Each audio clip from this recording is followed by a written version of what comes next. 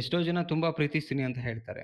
ಆದ್ರೆ ತುಂಬಾ ಪ್ರೀತಿಸ್ತೀನಿ ಅಂತ ಬಾಯಿಂದ ಹೇಳ್ತಾರೆ. ಆದ್ರೆ ಅವ್ರು ನಡ್ಕೊಳ್ಳೋದು, ಅವ್ರು ಮಾಡುವಂಥದ್ದನ್ನ ನೋಡಿದ್ರೆ ಆಕ್ಚುಲಿ ಅವರಲ್ಲಿ ಪ್ರೀತಿನೇ ಇಲ್ಲ ಅಂತ ಅನ್ಸುತ್ತೆ. ಇದು ಸುಮಾರು ಜನಗಳಲ್ಲಿ ನಡೀತಾ ಇರೋದು ಆಕ್ಚುಲಿ. ಇವತ್ತಿನ ಟ್ರೆಂಡಲ್ಲಿ ಪ್ರೀತಿ ಅಥವಾ ಲವ್ ಅಂತ ವಿಚಾರಕ್ಕೆ ಬಂದ್ರೆ. ಸೊ ಏನು ಅಂತ ನೋಡೋದಕ್ಕಿಂತ ಮುಂಚೆ ಫಸ್ಟ್ ಟೈಮಲ್ಲಿ ನಮ್ಮ ಚಾನಲ್ ನೋಡ್ತಾ ಇದ್ರೆ ಸಬ್ಸ್ಕ್ರೈಬ್ ಮಾಡಿ, ಸಪೋರ್ಟ್ ಮಾಡಿ. ಇದೇ ತರದ ವಿಡಿಯೋಗಳು ಸಿಗುತ್ತೆ. ಅಂಡ್ ಕೌನ್ಸೆಲಿಂಗ್ ಬೇಕು, ನನ್ನ ಜೊತೆ ಮಾತಾಡಬೇಕು ಅಂದ್ರೆ ಸ್ಕ್ರೀನ್ ಮೇಲೆ ನಂಬರ್ ಹಾಕಿರ್ತೀನಿ. ಸೊ ಕಾಂಟ್ಯಾಕ್ಟ್ ಮಾಡಿ. ಓಕೆ. ಒಂದೊಂದೇ ಪಾಯಿಂಟ್ ನೋಡ್ತಾ ಹೋಗೋಣ. ಫಸ್ಟ್ ಪಾಯಿಂಟ್ ಅಲ್ಲಿ ನೋಡೋದಾದ್ರೆ ಎಲ್ಲರ ಮುಂದೆ ಅವಮಾನ ಮಾಡುವಂತ ಒಂದು ಮೆಂಟಾಲಿಟಿ. ಆಕ್ಚುಲಿ ಪ್ರೀತಿಸಿದೀವಿ ಅಂತ ಹೇಳಿದ್ರೆ ಒಬ್ರಿಗೊಬ್ರು ಅರ್ಥ ಮಾಡ್ಕೊಳ್ಬೇಕು ಒಂದು. ಎರಡನೇದು ಬಂದು ಎಲ್ಲಾರ ಮುಂದೆ ಅವಮಾನ ಮಾಡೋ ನೆಸೆಸಿಟಿನೇ ಬರಲ್ಲ. ನಿಮ್ಮ ಪ್ರೀತಿನ ಅವಮಾನ ಮಾಡಿದ್ರೆ ನಿಮಗೆ ಅವಮಾನ ಆದಂಗೆ ಲೆಕ್ಕಾಚಾರ. ನಾವ್ ಎಲ್ಲಿದ್ದೀವಿ? ಯಾವ ಪ್ಲೇಸಲ್ಲಿ ಯಾವ ಮಾತನ್ನ ಕೇಳಬೇಕು, ಕೇಳಬಾರ್ದು? ಇದನ್ನ ಕೇಳಿದ್ರೆ ಅವ್ರಿಗೆ ಅವಮಾನ ಆಗತ್ತಾ? ಜಗಳ ಆಗತ್ತಾ? ಇದೆಲ್ಲಾನು ಕೂಡ ಕಾಮನ್ ಆಗಿ ಥಿಂಕ್ ಮಾಡುವಂತ ಫ್ಯಾಕ್ಟ್ ಅಲ್ಲ, ಮ್ಯಾಟರ್ ಅಲ್ಲ ಆಕ್ಚುಲಿ. ಬಟ್ ಎಲ್ಲಾರು ಇದ್ದಾಗ್ಲೇನೆ ಅವಮಾನ ಮಾಡಬೇಕು ಅಂತಾನೆ ಮಾತಾಡ್ದಂಗೆ ಲೆಕ್ಕಾಚಾರ ಆಗಿ ನೀವು ಮಾತಾಡಿರ್ತೀರಾ. ಅವ್ರು ತಿಳಿಸಿ ಹೇಳ್ತಾರೆ ಎಲ್ಲರಿದ್ದಾಗ ಈ ಮಾತುಗಳನ್ನ ಹೇಳ್ಬೇಡಿ. ಇಬ್ಬರೇ ಇದ್ದಾಗ ಮಾತಾಡಿರೋಣ. ಹಾಗಿರಬಾರ್ದು, ಹೀಗಿರ್ಬೇಕು ಎಲ್ಲಾನು ಮಾತಾಡಿರ್ತಾರೆ. ಬಟ್ ಸ್ಟಿಲ್ ಅವ್ರ ಮುಂದೆ ಅವಮಾನ ಮಾಡುವಂತ ಒಂದು ಬುದ್ಧಿ. ಇದಕ್ಕೆ ಪ್ರೀತಿ ಅಂತ ಹೇಳಲ್ಲ. ನೀವು ಪ್ರೀತಿಸ್ತೀನಿ ಅಂತ ಬಾಯಿಂದ ಹೇಳ್ಬಿಟ್ಟು ಎಲ್ಲರ ಮುಂದೆ ಅವಮಾನ ಮಾಡಿದ್ರೆ ಅದು ಪ್ರೀತಿನಂತ ಆಗೋದೇ ಇಲ್ಲ ಆಕ್ಚುಲಿ ನನ್ನ ಪ್ರಕಾರ. ಓಕೆ. ಸೊ ನೆಕ್ಸ್ಟ್ ಪಾಯಿಂಟ್ ಏನಂತ ಹೇಳಿದ್ರೆ ಎಷ್ಟೇ ಸಲ ತಿಳಿ ಹೇಳಿದ್ರು ಅರ್ಥ ಮಾಡ್ಕೊಳ್ಳಲ್ಲ. ಇದು ನೋಡಿ ತುಂಬಾ ಡೇಂಜರಸ್ ಆಕ್ಚುಲಿ. ಪ್ರೀತಿ ಅಂತ ಹೇಳಿದ್ರೆ ಅರ್ಥ ಮಾಡ್ಕೊಳ್ಳೋದು ಮೇಜರ್ ಆಗುತ್ತೆ ಒಂದು ರಿಲೇಶನ್‌ಶಿಪ್ ಅಲ್ಲಿ. ಅವ್ರು ತುಂಬಾ ಸಲ ಕೂತ್ಬಿಟ್ಟು ಹೇಳಿರ್ತಾರಲ್ಲ, ಸಪೋಸ್ ನಿಮ್ಗೆ ಹೇಳಿಲ್ಲ ಅಂತ ಹೇಳಿದ್ರೆ ಓಕೆ. ನಿಮಗೆ ದೇವರಲ್ಲ, ಅವ್ರ ಮನಸ್ಸನ್ನ ಅರ್ಥ ಮಾಡ್ಕೊಳಕ್ ಆಗಿಲ್ಲ ಅನ್ಕೊಳ್ಳೋಣ. ಹೇಳಿದ ಮೇಲೂನು ಅರ್ಥ ಮಾಡ್ಕೊಳ್ದೆ ಹೋದ್ರೆ?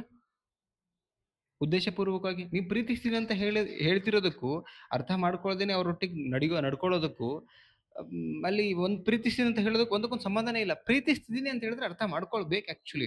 ಓಕೆ. ಯಾವ ಸಮಯದಲ್ಲಿ ಮಾತಾಡಬೇಕು, ಯಾವ ಸಮಯದಲ್ಲಿ ಮಾತಾಡಬಾರ್ದು, ಈಗ ಮಾತಾಡಿದ್ರೆ ಅವಮಾನ ಆಗತ್ತಾ, ಜಗಳ ಆಗತ್ತಾ, ಆಗಲ್ವಾ, ಯಾವ ಸಮಯದಲ್ಲಿ ಏನ್ ಮಾತಾಡಬೇಕು, ಅಥವಾ ಎಷ್ಟಕ್ಕೆ ಜಗಳ ಆಗಿದೆ ಅಷ್ಟಕ್ಕೆ ಮಾತಾಡ್ಬೇಕಾ, ಇಲ್ದೇ ಇರೋದೆಲ್ಲ ಊರ್ ಸುದ್ದಿ ತಗೊಂಡು ಆ ಜಗಳದಲ್ಲಿ ಮಧ್ಯ ವಿಚಾರಗಳನ್ನ ತುರುಕಿ ಮಾತಾಡ್ಬೇಕಾ? ಎಷ್ಟೋ ಜನ ಅದನ್ನ ತಿಳ್ಕೊಳ್ಳೋದಿಲ್ಲ. ಇವತ್ತು ಏನ್ ನಡೆದಿರೋದು ಅದು ಮಾತಾಡಲ್ಲ. ಹಿಂದೆ ಒಂದು 5 ವರ್ಷದ ಹಿಂದೆ ನಡೆದಿರೋದು, 3 ವರ್ಷದ ಹಿಂದೆ ನಡೆದು ತೆಗೆದ್ಬಿಟ್ಟು ಜಗಳ ಮಾಡೋದು. ಮತ್ತಷ್ಟು ಜಗಳನ ಜಗಳ ತರ ಮಾಡೋದು. ಮರ್ಯಾದೆ ಇಲ್ದಂಗೆ ಮಾತಾಡೋದು. ಆಕ್ಚುಲಿ ಅಂಡ್ ಜಗಳಕ್ಕೆ ಅವರೇ ಕಾರಣಕರ್ತರಾಗಿರ್ತಾರೆ. ಮತ್ತೆ ನಾನ್ ತೆಗ್ದ್ನಾ ಜಗಳ? ತಾನು ತೆಗ್ದಿದ್ದು ಈ ತರದ್ದೆಲ್ಲ ಮಾತು ಬರುತ್ತೆ. ಅಲ್ಲ ಇದು ಆಕ್ಚುಲಿ. ನೆಕ್ಸ್ಟ್ ಪಾಯಿಂಟ್ ಏನಂತ ಹೇಳಿದ್ರೆ ತಿದ್ಕೊಂತೀನಿ ಅಂತ ಹೇಳಿ ಮತ್ತೆ ಅದೇ ಸೇಮ್ ರಿಪೀಟ್ ಮಾಡ್ತಾರೆ. ನೀವು ಓಕೆ ಇಬ್ರು ಕೂತ್ ಮಾತಾಡ್ತಿರ್ಬೇಕಾದ್ರೆ ಹೇಳಿರ್ತೀರಿ ಐ ಆಮ್ ಸಾರಿ ಕಣ. ಗೊತ್ತಾಗಿಲ್ಲ ಕೋಪದಲ್ಲಿ ಅಥವಾ ಯಾವುದೋ ಒಂದು ಯೋಚನೆಯಲ್ಲಿ ಮಾಡ್ಬಿಟ್ಟೆ ತಪ್ಪು. ನೆಕ್ಸ್ಟ್ ಮಾಡಲ್ಲ ಅಂತ ಹೇಳ್ತೀರಿ. ಪ್ರಾಮಿಸ್ ಮಾಡ್ತೀರಿ. ಇವರು ಕೂಡ ಹೋಗ್ಲಿ ಬಿಡು ಏನೋ ಮಾಡ್ಬಿಟ್ಟಿದ್ದಾರೆ ಅಂತ ಸುಮ್ನಾಗ್ತಾರೆ. ಮತ್ತೆ ಒಂದು ವಾರ ಆಗಿಲ್ಲ ತಿರ್ಗಾ ಅದೇ ತಪ್ಪು ಅಂತ ಹೇಳಿದ್ರೆ ಏನಿದು ಆಕ್ಚುಲಿ? ಬುದ್ಧಿ ಇದೆ ತಾನೇ? ಅಂದಮೇಲೆ ಬುದ್ಧಿ ಇದೆ ಅಂತ ಹೇಳ್ತೀರಿ. ಚೆನ್ನಾಗಿ ಊಟನೂ ಕರೆಕ್ಟಾಗಿ ಮಾಡ್ತೀರಿ. ಎಲ್ಲರೊಟ್ಟಿಗೆ ಕರೆಕ್ಟಾಗೂ ನಡ್ಕೊಳ್ತೀರಿ. ಬಟ್ ಪ್ರೀತಿಸಿದವ್ರ ಜೊತೆ ಮಾತ್ರ ನೆಟ್ಟಗಿರಲ್ಲ. ಇದಕ್ಕೇನ್ ಹೇಳಬೇಕು? ಉದ್ದೇಶಪೂರ್ವಕವಾಗಿ ಇವರೊಟ್ಟಿಗೆ ಸರಿ ಇರಬಾರ್ದು, ಜಗಳ ಮಾಡಿ ದೂರ ಮಾಡ್ಬೇಕು ಅನ್ನೋ ಇಂಟೆನ್ಷನ್ ಇರೋರೇ ಹಿಂಗ್ ಮಾಡ್ತಾರೆ. ಎಲ್ಲ ತಿದ್ಕೊಬೇಕಿತ್ತು ಆಕ್ಚುಲಿ. ಸೇಮ್ ರಿಪೀಟ್ ಮಾಡಬಾರ್ದಾಗಿತ್ತು ಆಕ್ಚುಲಿ. ಮತ್ತೆ ಮಾಡಲ್ಲ ಅಂತ ಹೇಳ್ಬಿಟ್ಟು ಪ್ರಾಮಿಸ್ ಮಾಡಿ ಮತ್ತೆ ಮಾಡ್ತಿದ್ದೀರಾ ಅಂತ ಹೇಳಿದ್ರೆ, ನಿಮ್ ಉದ್ದೇಶನೇ ಗೊತ್ತಾಗತ್ತೆ ಇಲ್ಲಿ. ಅಂದ್ರೆ ಡೈರೆಕ್ಟ್ ಆಗಿ ಹೇಳೋ ಬದಲು ಇಂಡೈರೆಕ್ಟ್ ಆಗಿ ದೂರ ಮಾಡ್ಬಿಡೋದು. ಡೈರೆಕ್ಟ್ ಆಗಿ ಹೇಳಿದ್ರೆ ಕೆಟ್ಟವರಾಗ್ಬಿಡ್ತೀರಲ್ಲ. ಈ ಇಂಟೆನ್ಷನ್ ಇರುತ್ತೆ ಕೆಲವ್ರದ್ದು. ನೆಕ್ಸ್ಟ್ ಪಾಯಿಂಟ್ ಏನಂತ ಹೇಳಿದ್ರೆ, ತಪ್ಪು ಅವರೇ ಮಾಡಿರ್ತಾರೆ, ನಮ್ಮೇಲೆ ಹಾಕ್ಬಿಡ್ತಾರೆ. ಆಕ್ಚುಲಿ ಜಗಳ ಅವರೇ ಶುರು ಮಾಡ್ತಾರೆ. ಓಕೆ. ಆ್ಯಂಡ್ ಜಗಳ ಶುರು ಮಾಡಿದ್ಮೇಲೆ ಅವ್ರ ಬಾಯಿ ಬಂದ್ ಆಗ್ತಿದ್ದಂಗೆನೆ ಅಂದ್ರೆ ಲೈಕ್ ಅವರಿಗೆ ತಪ್ಪು ಅವ್ರು ಮಾಡಿದಾಗ ಇದನ್ನ ಕ್ಲಿಯರ್ ಆಗಿ ಮಾತಾಡ್ತಿರ್ಬೇಕಾದ್ರೆ ಅವ್ರಿಗೆ ಏನ್ ಮಾತಾಡ್ಬೇಕು ಗೊತ್ತಾಗಿಲ್ಲ. ಅವಾಗ ಎಮೋಷನಲಿ ಬ್ಲಾಕ್ ಮೇಲ್ ಮಾಡಕ್ ಶುರು ಮಾಡೋದು. ಕಣ್ಣೀರ್ ಹಾಕೋದು, ಊಟ ಬಿಟ್ಬಿಟ್ಟು ಮಲಗ್ ಬಿಡೋದು. ಇಲ್ಲ ಅಂತ ಹೇಳಿದ್ರೆ ಲೈಕ್ ಏನಂತ ಹೇಳಿದ್ರೆ ನೀನ್ ಬಿಡಲ್ಲ ನಾನು. ನೀನ್ ಹಂಗ್ ಮಾಡ್ತೀನಿ, ಹಿಂಗ್ ಮಾಡ್ತೀನಿ. ಲೈಕ್ ಇದೆಲ್ಲ ಏನಂದ್ರೆ ಒಂದು ಬದುಕು ನಾನು ಹೇಳೋದು. ನೆಟ್ಟಗ್ ಬದುಕಿದ್ರೆ ನೆಟ್ಟಗ್ ಬದುಕೋಣ. ಓಕೆ. ಮತ್ತೆ ಸತ್ತೋದ್ರೆ ಏನು ಸಿಗಲ್ಲ. ಆ್ಯಂಡ್ ಇನ್ನೊಬ್ರಿಗೆ ಸಾಯಿಸಿದ್ರೆ ನಮ್ಗೇನು ಸಿಗೋದು ಇಲ್ಲ. ಈ ರಿವೆಂಜ್ ಎಲ್ಲ ಇಟ್ಕೊಂಡ್ ಬದುಕಬಾರ್ದು ಮನುಷ್ಯ. ನೆಟ್ಟಗ್ ಬದುಕೋಣ.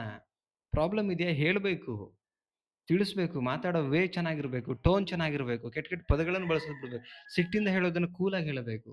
ಇದು ತಿದ್ದು ಏನು ಈ ತಿದ್ದನ್ನ ಸಾರಿ ಈ ತಪ್ಪನ್ನ ತಿದ್ಕೋಬೇಕು ಆಕ್ಚುಲಿ.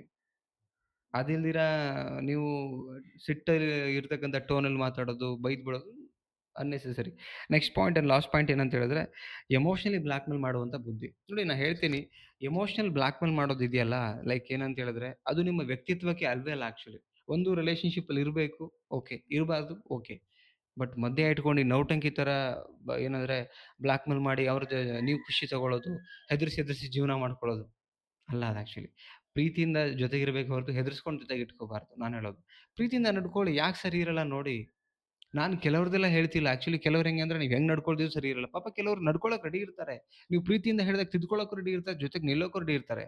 ಪ್ರೀತಿಯಿಂದ ಇದ್ದಾಗ ನಿಮ್ಮೊಟ್ಟಿಗೆ ಎಷ್ಟು ಚೆನ್ನಾಗಿದ್ರು ಅದನ್ನ ನೆನಪು ಮಾಡ್ಕೊಳ್ಳಿ ಸಾಕು. ಅದೇ ಜಗಳದಿಂದ ಇದ್ದಾಗ ಎಷ್ಟು ಬದಲಾಗೋಯ್ತು ಅದನ್ನು ನೆನಪು ಮಾಡ್ಕೊಳ್ಳಿ ಗೊತ್ತಾಗತ್ತೆ ನಿಮಗೆ. ಓಕೆ.